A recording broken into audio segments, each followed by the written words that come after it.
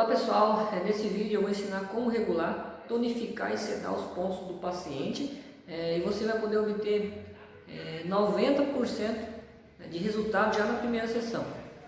Então, para você que é o terapeuta, massoterapeuta, fisioterapeuta ou profissional da área da saúde, aprender isso, então para você aprender isso, primeiro você vai precisar entender quando é necessário sedar e quando é necessário tonificar esses pontos. Mas antes, tudo que um terapeuta precisa saber, tudo que ele precisa saber para não errar no estímulo dos pontos, então ele precisa saber a definição, as definições de que é o excesso do que, e o que é a deficiência do que. Então, primeiramente, ele precisa saber essas definições. Mas o que é o excesso de que? E o que é deficiência de que? Então, o que seria isso? Então, se você ficar comigo, então fica comigo aqui até o final desse vídeo, que eu vou te explicar da melhor maneira possível. Então vamos lá. O que são excessos de que? Então o que seria o excesso?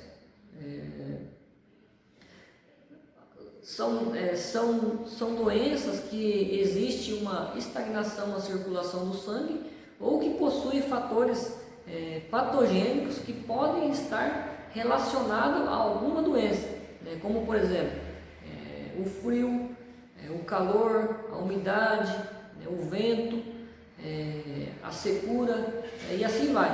Então, se o seu paciente apresenta uma dessas doenças, desses excessos, é necessário que você utilize a sedação dos pontos. Então, você vai precisar usar aí a sedação nesse caso. E as deficiências aqui, a falta, o que seria? Então são doenças que ocorrem a diminuição da quantidade de sangue, de energia ou de fluidos no corpo. Então nesse caso você, terapeuta, deve aplicar tonificação nesses pontos. Então você vai precisar tonificar. E antes de eu citar exemplos para você de como fazer, deixa eu te falar de maneira breve sobre o que. Isso vai fazer com que você entenda melhor o que está sendo tratado aqui, o que a gente está falando aqui.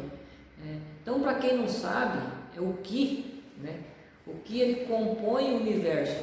Ele pode ser traduzido de várias formas. Ele pode ser chamado de energia, força vital, força da vida, algo que nos mantém vivos. E entre outras nomenclaturas aí. E circula livremente dentro do nosso corpo. E isso vai proporcionando o equilíbrio e a saúde do ser humano, da pessoa. E quando essa energia ela está estagnada no nosso corpo, ocorre dores, desconforto e dá origem a várias patologias, e a várias doenças, certo? Então, prosseguindo aqui, como por exemplo, nós podemos citar um paciente que sofre de gastrite. Gastrite é queimação do estômago. Então esse paciente possivelmente ele possui calor no estômago, e o calor é um fator patogênico, e nesse caso aí é usado a sedação, nos pontos que possuem a função de remover o calor aí nesse local. Outro exemplo que podemos citar aqui é de um paciente que possui episódio de falta de ar, por estagnação do que no pulmão, por exemplo. E o que a gente deve fazer? Então a estagnação é considerada excesso. Então o que a gente vai fazer? Então vamos sedar os pontos que provocam essa estagnação dessa energia, nesse ki. Então mais um exemplo que podemos citar aqui é de um paciente que possui, por exemplo, insônia por deficiência do sangue no coração, por exemplo. Então essa pessoa ela sofre de insônia por deficiência de sangue no coração. Então nesse caso a gente vai usar a tonificação dos pontos, dos pontos que nutrem o sangue e movem o sangue para o coração. Viu que interessante?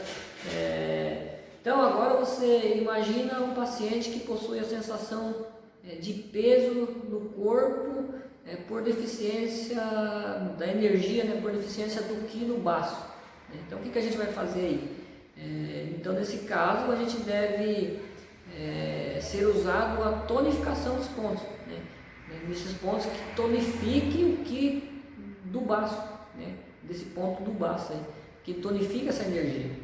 Então, uma observação muito importante é quando uma doença é considerada de deficiência, o raciocínio é apenas dar ao paciente aqui a substância vital para que ele, né, a substância vital que está faltando aí nesse local. Então a ideia é sempre fortalecer aquilo que está deficiente, né? E você deve estar, né, então você deve estar se perguntando aí, como deve ser feita as sedações então? Como deve ser feita as sedações e as tonificações? Então você deve estar se perguntando aí. Então, quando for para sedar, né, um meridiano, um ponto, deve se pressionar com os dedos de tempos em tempos em sentido anti-horário, né? Em sentido anti-horário, né?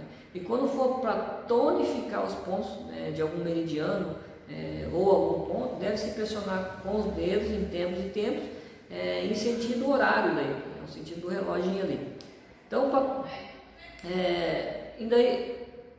e existe ainda uma terceira alternativa que eu adotei aqui no meu dia a dia aqui na minha clínica, aqui na minha empresa, né, com meus pacientes, que é conhecida como harmonização dos pontos, né?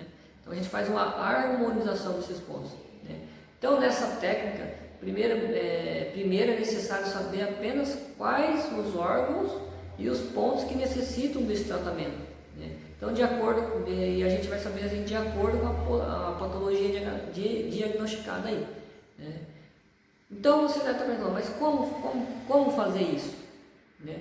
Então simplesmente apenas pressiona com os dedos, né, os meridianos e os pontos, e não se utiliza nenhum tipo de estímulo, né?